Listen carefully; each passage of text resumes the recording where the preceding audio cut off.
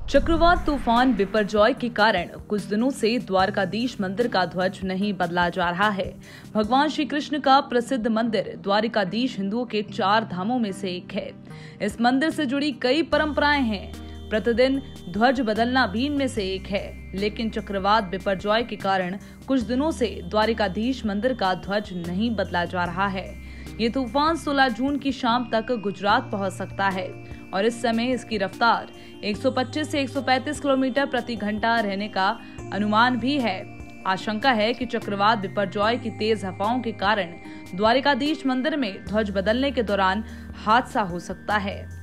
भगवान द्वारकाधीश मंदिर में ध्वज बहुत ही खास होता है और इसे बदलते समय बहुत सी बातों का ध्यान भी रखा जाता है। आगे जानिए इस ध्वज से जुड़ी कुछ खास बातें। दिन में कितनी बार बदलते हैं ध्वज? द्वारकाधीश मंदिर में ध्वज दिन में एक बार नहीं बल्कि 5 बार बदला जाता है। शायद ही कोई और ऐसा मंदिर होगा जहां प्रतिदिन 5 बार ध्वज बदलने की परंपरा हो।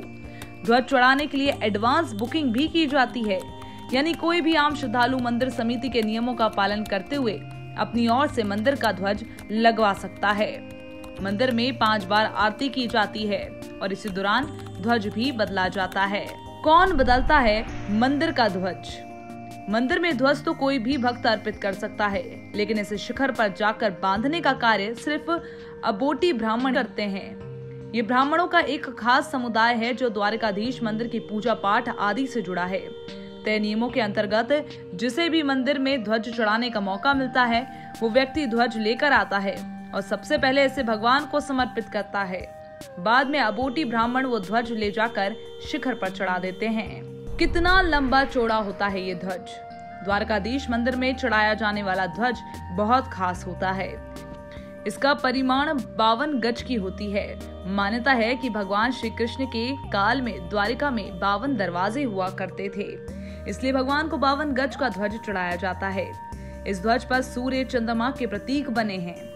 मंदिर की आरती सुबह 7:30 बजे, सुबह 10:30 बजे, सुबह 11:30 बजे, संध्या आरती 7:45 बजे और शयन आरती 8:30 बजे होती है और इसी दौरान ध्वज चढ़ाए जाने की परंपरा है। वर्ष 1998 में द्वारका से आपदा टली।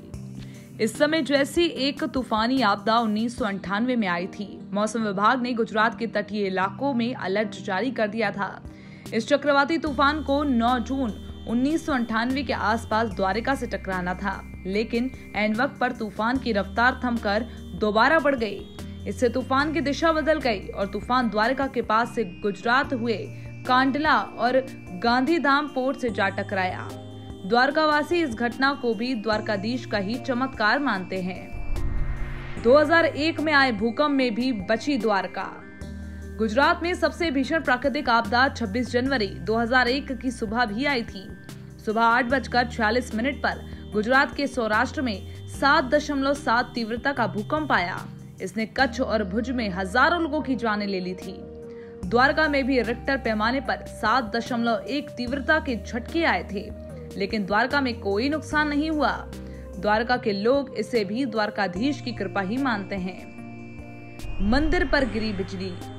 ये घटना 13 जुलाई 2021 की है। द्वारका नगरी में दोपहर के बाद तेज हवाओं के साथ मूसलाधार बारिश शुरू हो गई। एक ही घंटे में शहर के कई निचले इलाके जलमग्न हो गए थे और इसी दौरान बादलों की भयंकर गड़गड़ाहट के साथ द्वारकाधीश मंदिर के शिखर पर आकाशीय बिजली गिरी, जिससे मुख्य स्तंभ का शिखर टूट गया, लेकिन मंदिर पर खरोच तक नहीं आई। इसके कुछ देर बाद ही बारिश भी थम गई थी। इसे लेकर भी द्वारका वासियों का मानना है कि इंद्र देवता ने गलती कर दी। द्वारकाधीश ने फिर से सारी मुसीबत अपने ऊपर ले ली।